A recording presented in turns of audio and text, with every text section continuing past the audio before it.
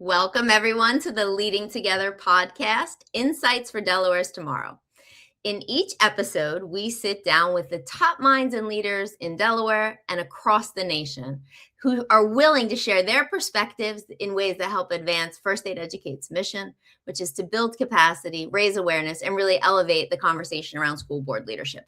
I'm your host, Julia Kelleher, Executive Director of First Aid Educate, and thanks for joining us. I'm excited to introduce you to my guest today. He's extremely well-known, national standing, written, his work has appeared in multiple places and is really recognized as being a leading voice. Today, Corey DeAngelis, who's an advocate for school choice and education freedom. He got his doctorate in education policy from the University of Arkansas and a bachelor's and a master's in economics from the University of Texas. And he'll tell us a little bit about where he is now and what he's doing. But as I said, he's been recognized as a leading voice in the school choice movement. And, as things are changing in 2026, this is becoming a more and more interesting topic and more relevant. He served as a senior fellow at the American Culture Project and the executive director of the Educational Freedom Institute. He's an adjunct scholar at Cato, and I could go on and on and on. He's got a book in 2024. He published The Parent Revolution. And it was really about, rescuing kids and giving parents choice in schools. He's a frequent commentator on education policy on Fox News and in the Wall Street Journal. So I will stop there. And really, we're so thrilled that you're with us today, Corey. Thank you for making the time. Thanks for having me, Julia, and thanks for the kind introduction. Sure. No, well earned and deserved. So let's just start with your story. You've got this big national platform I just walked through, and we talked about that it's school choice. But, how'd you get here? Why education, and why, how does it connect to other things that you care about? Yeah, I actually went to public schools in San Antonio, Texas, growing up for my entire K-12 experience. But in high school, I had the opportunity to go to something called a magnet school. And a lot of states across the country have this form of school choice. It's a school that's run by the district. You're not assigned to it. They tend to be specialized schools. Mine was specialized in communications. It was actually called Communications Arts High School.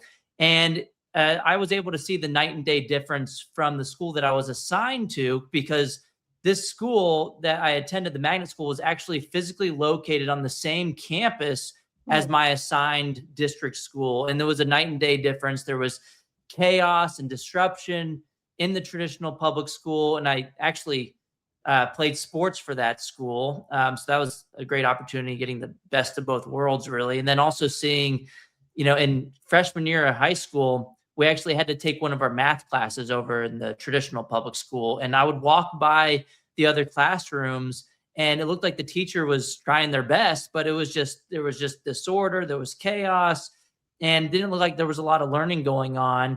Whereas I had the opportunity to go to a school that there was high expectations, people were learning, they wanted to be there, and they were interested in the specialized mission. And so that was my first experience kind of seeing kind of these parallel school systems before my eyes. And really just, I wanted to expand those kinds of opportunities to other families too. And in the moment in high school, I wasn't really thinking, I'm going to go become a school choice advocate. But it was something that kind of stuck in my brain, especially after in middle school, there was the assigned school. I didn't have a magnet school. It was the traditional setting, and there was drugs on campus. There were kids getting into fights. That was the cool thing to do. There were teen pregnancies on the campus, and so on and so forth. There was a lot of negative influences. People were getting what they called rolled into gangs. I think most people don't even really realize what that is, but people would get beat up in the bathroom, and that would be their initiation into the gang.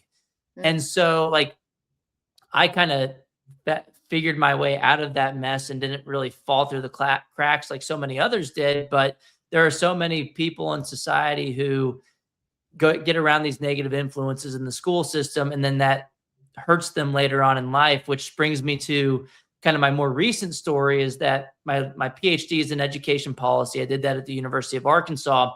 And my first study linked the Milwaukee private school choice program. You get a scholarship to go to a private school in Milwaukee. They've been doing this since 1990. It's been running for a long time. I followed those students using their individual data from the mandated evaluation of the program until they were about 30 years of age.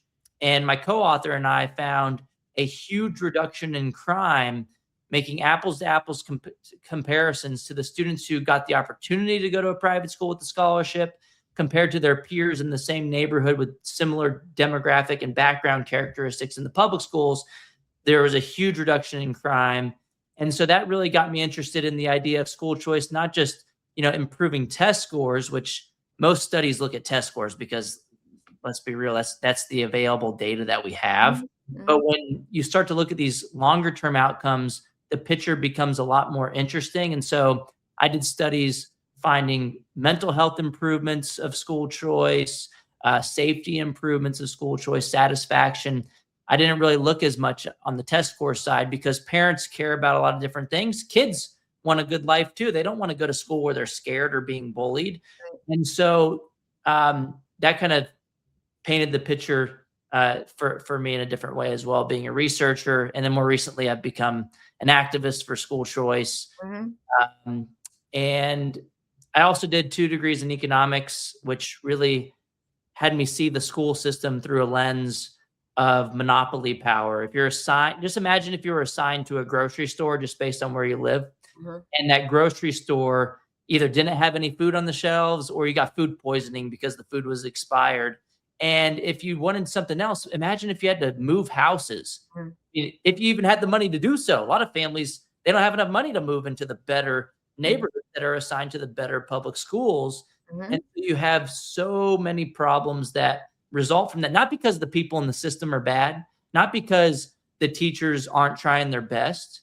It's because the system creates this weird set of incentives where you're not matching the student to the school that works best for them. And they're trapped in the system with no recourse, basically. You can go complain to the school board, but sometimes that doesn't work. Either the school board members aren't listening, or even if they're trying their best as the school board members, it's a one size fits all problem. You might be doing your best for 90% of the kids, but what if you're that 10% where the model's just not working for whatever reason?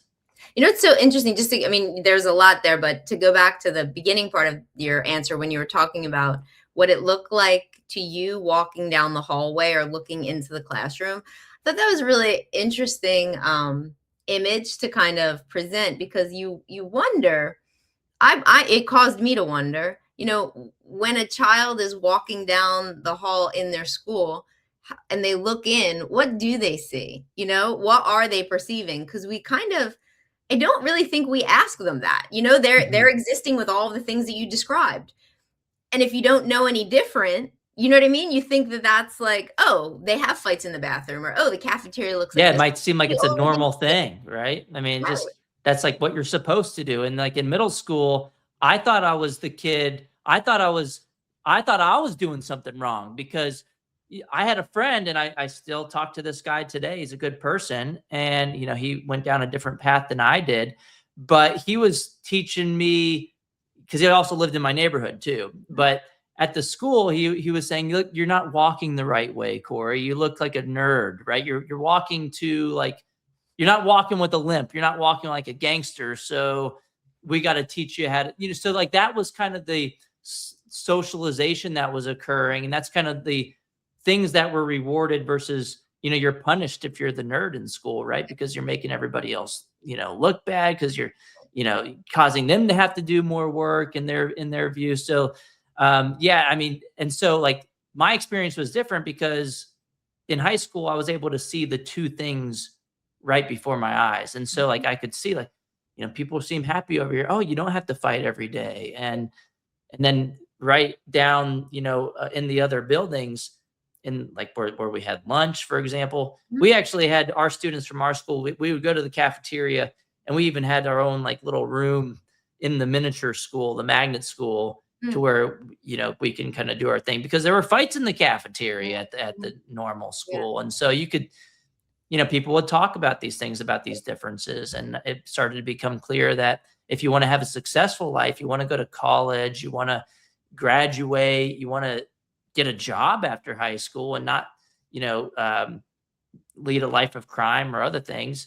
The way that you do so is to pay attention in school, get good grades, do a better job. And that was just a really interesting experience that I was able to have that most people don't. And they get conditioned in one of these paths or the other. The other thing I think that was interesting that you're saying is that that the teachers, everyone's trying to do their best in the system, and I think it's very important to separate out a critique of a system from condemning or damning all of the people who are in the system trying to do the best they can. And I think you also said it, is that there's part of the system itself isn't kind of set up for the success of each of the actors, right? The incentives are sort of sometimes working against the educators, the administrators, and the school boards maybe don't have all the authority or the influence that they wish that they could have.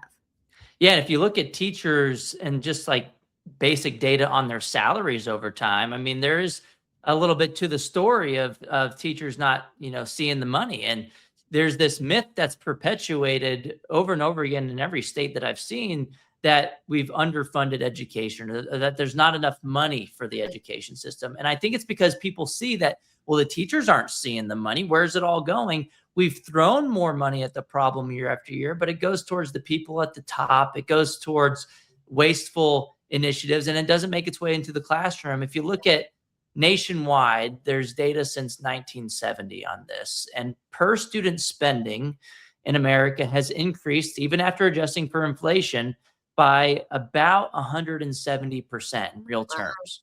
But teacher salaries, have those increased by 170%?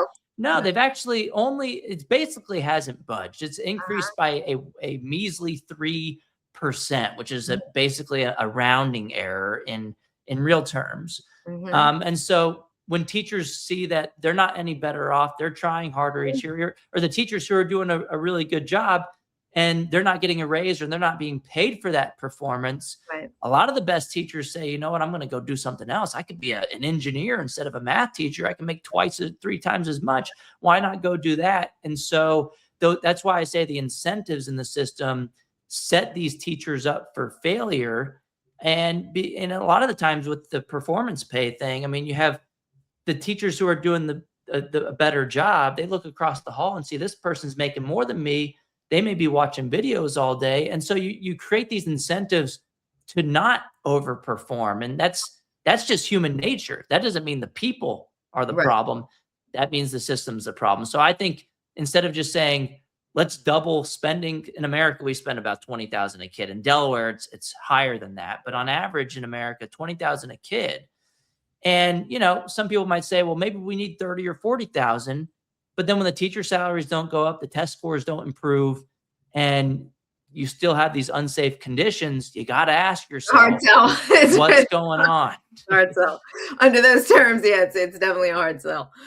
And school funding is a big conversation, now in Delaware, and they're looking to change the funding formula, which is a separate issue from whether it's more funding. I mean, the two got conflated, but I think they're two separate issues.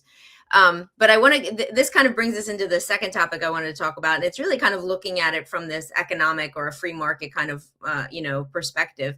When there's competition among schools, like, and Delaware, as I'm sure and our listeners are aware, there's a strong school choice program. Parents can choose to send their children to schools in other districts. Now, it's not the same as choice that involves a non-public option. Yeah. But there's this notion that I'm not stuck with the school that's right in my, right down my street. But why is it important that there's this kind of, an environment that challenges a school to be the best school? How does that benefit kids? Yeah, I mean, it benefits us in every other industry, just like I mentioned with restaurants or groceries. If you were assigned to a restaurant just based on where you live, I mean, it would be very expensive. The food wouldn't be as great as it is today. And at the end of the day, even if it's a great, like, let's say it's a Thai food restaurant, but let's say you don't like spicy food, right? So like, what, maybe it's a great restaurant, like objectively speaking, but for you, maybe it's not the right fit. Maybe you want Mexican food. I live in San Antonio, Texas, and we have great Mexican food, but people have different values and preferences, and that's okay. But the problem is when we force everybody into one system where they might not agree with the type of curriculum that's going on, or they might not just be interested in the mission. Maybe it's a hard sciences school and the student wants to be more arts focused, like the communication school that I went to in high school. So it's about individual preferences and needs, and every student's unique. So, and then also with competition, if that restaurant knows I can go somewhere else because they gave me food poisoning, maybe they didn't cook the food the right way, it wasn't prepared well. And if they know, like, oh, Corey can take that funding each week, he's not stuck with us, he can go somewhere else, they're going to have a stronger incentive to do a better job. Again, that's just human nature. When you know that you can face repercussions for your actions, those actions are probably going to change. And we have data on this from Florida, at least. There's they were at the bottom of the pack on the nation's report card, which covers math and reading outcomes. Every couple of years, they do this assessment for every state. And in Florida, once they expanded school choice, they shot to the top of the rankings on the Urban Institute's America's Gradebook, where you can control for differences in the background characteristics of the students to try to get as much of an apples to apples comparison as you can. And there's also 11 academic studies in Florida. 10 of them have found positive effects of more competition being a rising tide that lifts all boats, and improving the public schools too. So the school choice competition can sometimes get lost in this conversation where there's like this false dichotomy of, you're either for the public schools or you're for the non-public schools. And I think that's a hogwash way to frame it, because it's you can give people more accountability and leverage and give them an opportunity to go to a non-public school, but at the same time, the public schools and the kids who stay in there because, let's say, they like the sports team better. Let's say maybe that school is just academically rigorous as well. They have that choice too. And that school tends to improve over time and time again, as we've seen with the expansion of choice, also comes the improvement of the public school system. So no one wants to hurt the public schools. We want to make them better. And I think the within district choice is a good step in the right direction. That way you're not totally just assigned to one place and stuck there forever. But I'd say that's kind of like choice at a restaurant, and they told you can drink anything you want, but it has to be a Coke product. Right. That's great. Maybe there's different types of Coke products that I like, but maybe I don't want soda at all. Maybe I want tea. Maybe I just want water. And so I think, especially with having 1,000 flowers blooming, you're more likely to get that right fit between the school and the student. And to me, it doesn't matter whether it's labeled as a private school or a public school. What matters is what's working for the kid. Yep.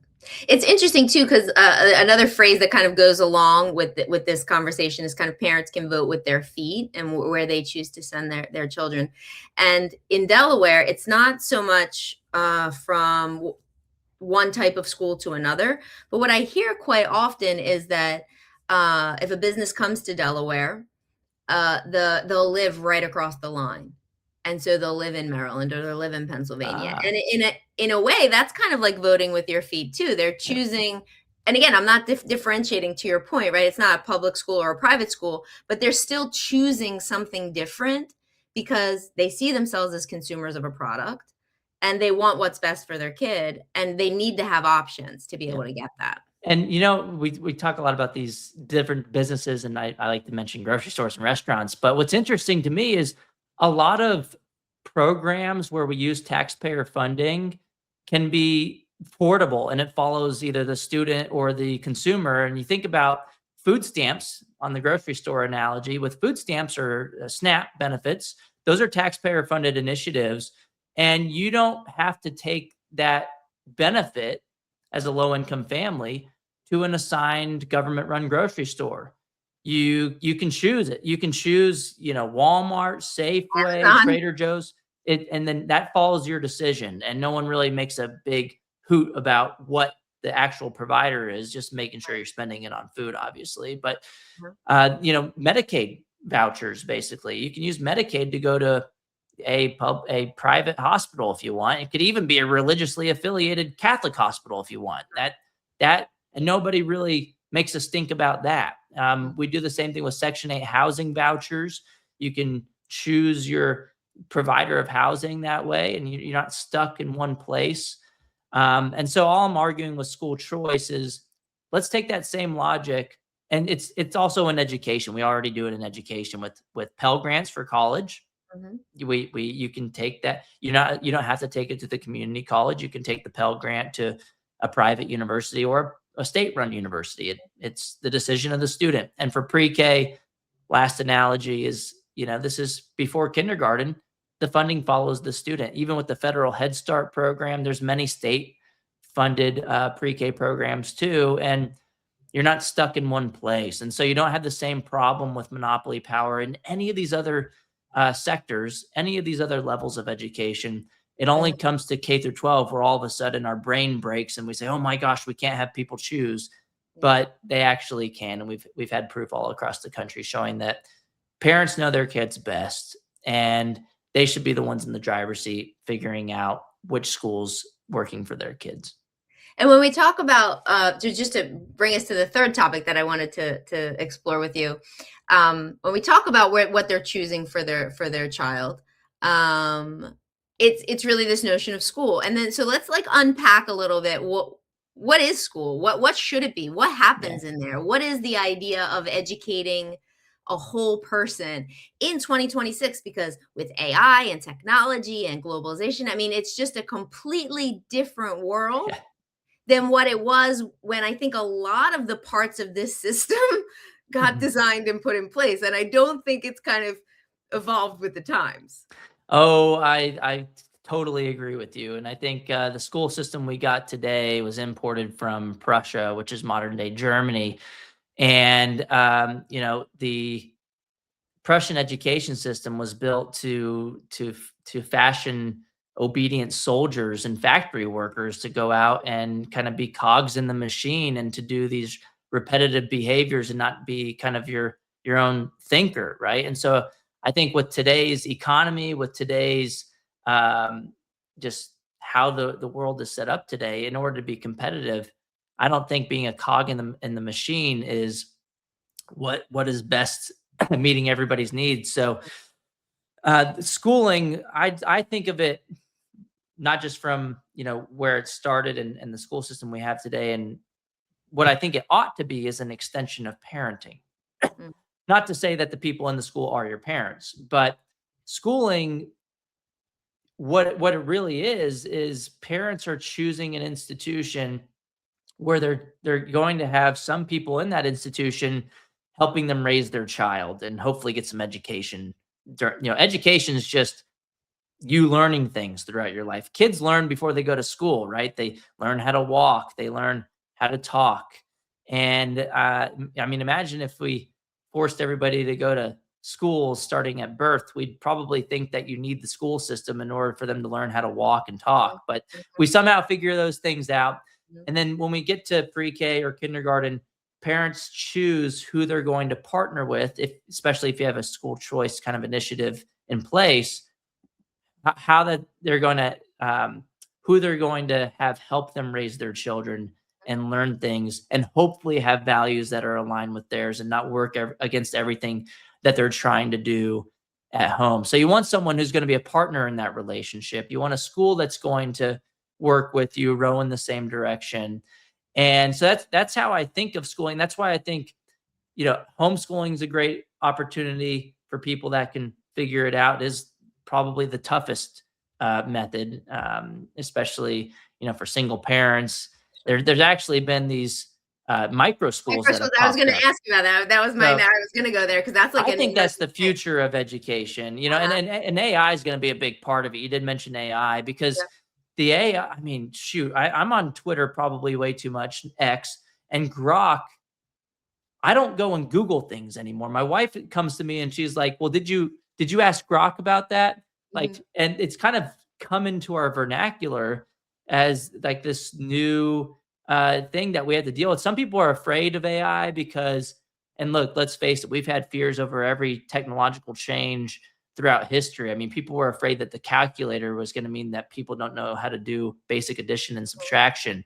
You had all sorts of, the personal computer. People are like, there's no way people are going to be able to write anymore or do anything. And so you see the same kind of fears of technology in the classroom. And I do think there is a balancing act to be done with kind of phones in the classroom and stuff, because you want kids paying attention to their coursework. But that doesn't mean we should outlaw all phones altogether.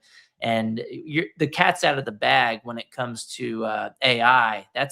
There's no putting that genie back in the bottle. And so the question is, how do we use it to our advantage as a tool, as opposed to replacing the action of thinking by the students? So you can use AI to kind of help you find information, but you can't have that, replace all of the knowledge that students are expected to learn and really need to learn in order to function in society and have normal conversations with people. You have to know things, right? So it is a balancing act. And I think that's also why, micro schools are super important right now. And just for a quick definition, it's basically kind of like the one-room schoolhouse. People were doing it during COVID, calling them pandemic pods, where 5 to 10 children would typically get together in a household. And you'd either have the parents kind of taking turns, you'd have one parent doing most of the work, or you'd hire a private tutor, or what some micro schools call a guide, where there's a lot of self-directed learning on the part of the student. And if they need help, they can go ask the guide or teacher or tutor for assistance. But this allows for more personalization. You get the community aspect, kind of like a public school, and like with homeschool, some of the downside could be it's a little harder to figure out that community aspect and socialization. Doesn't mean it's impossible. You can still join sports and do other things. But with micro schools, I think it's like a sweet spot. You're getting the best of both worlds. You get that one-on-one attention almost, and then you also get the socialization aspect and positive forms of socialization with a group that you choose. You're more likely to get the right fit with these smaller, tight-knit communities than you are in this big factory model school system where students are just getting lost in the system and just being another number instead of an individual. And so micro schools have blossomed in states like Florida and Arizona. At the same time that they've expanded school choice, these scholarships could be used for micro schools. And so all of these they're lower cost startups. So like I live in Texas and we have a lot of rural areas, and people are like, you can't have choice in Texas because there's only one school. It's the public school in the rural area. They have Friday night lights. They do the football thing. But another way to kind of get more options to rural areas is to allow for micro schools as one of the options too, because it's a lower cost startup. You don't have to have enough demand for 1,000 kids to build a new school. You can just have 5 to 10 kids. And so you're more likely to have supply respond to demand when you allow for these alternatives too. Yeah. Fascinating conversation. I mean, I took a lot from this. I think I have to say, the analogies really stick. The grocery store, the food stamps, the restaurant, they're great points of illustration. But I think, what I'm moved most by is that it's, nothing in life is one size fits all. We're all individuals. We all bring certain things to the world. And cultivating that on a human level, I think is, it's a challenge. It's not easy. I think we're always looking to do it a little bit better because it's worth it. And I think the children are worth it, and the future of our country is sort of depending on how well we're educating everyone. But it's been an absolute pleasure. Corey, thank you so much for sharing your thoughts and ideas with us. Thank you so much, Julia. It was great talking to you. And for our audience, thanks for joining us. You can find more resources on this topic as well as others in our Knowledge Hub. Thanks for tuning in, and we'll see you next time.